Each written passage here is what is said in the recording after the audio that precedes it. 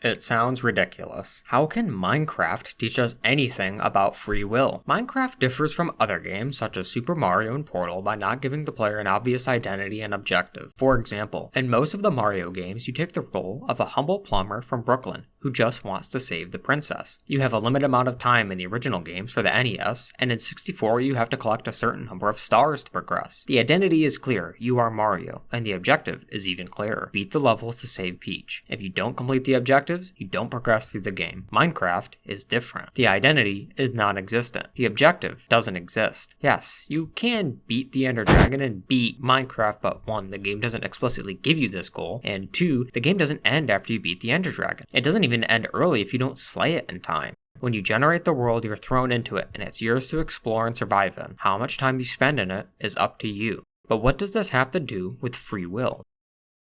Let's start with defining free will. Now, this is a highly contentious area of philosophy, with the multiple major schools all arguing for and against it. Even those who agree that free will exists don't agree on the nature of free will. For simplicity's sake, I'm going to define free will as the ability to think and choose between multiple courses of action. That action doesn't need to be completed, but the agent should have the intention to do that action. In Minecraft, I have an infinite number of possible actions I can take. I can build my house in one of the many biomes. I can choose to not build a house and wander the world as a nomad. I can explore caves and fight monsters, or I can stay in a village and grow a farm. I can domesticate a wolf or domesticate some chickens. Maybe I'll do both. Maybe I'll do neither. I can fight the Ender Dragon, or I can fight nothing at all and live in a peaceful world. Basically, if I boot up Minecraft, I only have choices. Any objectives I have are the ones that I make up. If someone saw me booting the game, they couldn't guess what my intentions are in the game, only that I have the intention to play it. By comparison, if I booted up Super Mario Bros., everyone can reasonably guess that I intend to beat it by progressing through the levels naturally. I could try to explore, but my action wouldn't be completely free, only my intent.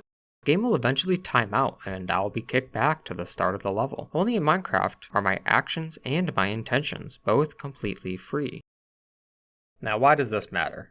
So far, all I've done is point out the basic design principles behind sandbox games. Well, there are a few things. Firstly, many open-world games, such as Skyrim, don't have complete freedom. I'll touch on that in a minute. Secondly, compared to other works of media that explore free will, such as BioShock, I think Minecraft tackles its subject matter a lot better, despite it not being this prominent narrative theme. Lastly, I think it's easy to take this freedom for granted. At the very least, it should be food for thought. It's not an uncommon opinion these days to deny the existence of free will. At least online, I couldn't find a lot of public polls. There are a few, I'm gonna put them up here. Most philosophers, according to Phil Papers, believe in free will, however. Anyway, this is interesting, because it's easy to assume that fatalism is true, or that we're just atoms floating about, abiding by the laws of nature. While Minecraft does nothing, and I mean nothing, to disprove fatalism, I believe it opens an interesting door to explore. The player has no fate, no preordained destiny, no objective other than the ones that the player makes up. In this endless sea of choices, how do you choose? In the context of the game's universe,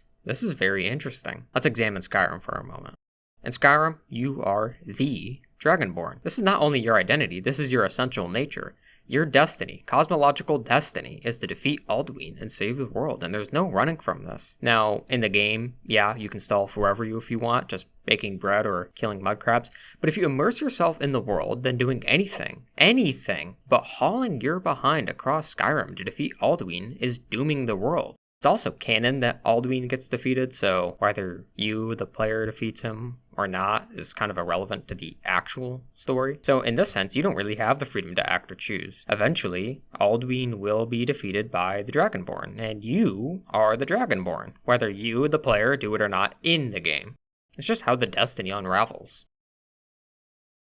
Now, other works of fiction have talked about free will before, but beyond a few movies and existentialist novels, most aren't very good at discussing it. I think BioShock is the worst, however, so sorry if this is your favorite game. BioShock is a critique of objectivism, a philosophy that advocates, among many things, rational egoism. Rational egoism is simply the belief that one's own self-interest is the most rational pursuit, and thus to act otherwise is irrational, perhaps even morally wrong. It may seem that I'm just throwing out words here, but let's consider BioShock's story and its mechanics and how they both involve objectivism. I can act in my self-interest by harvesting the little sisters to get bigger rewards.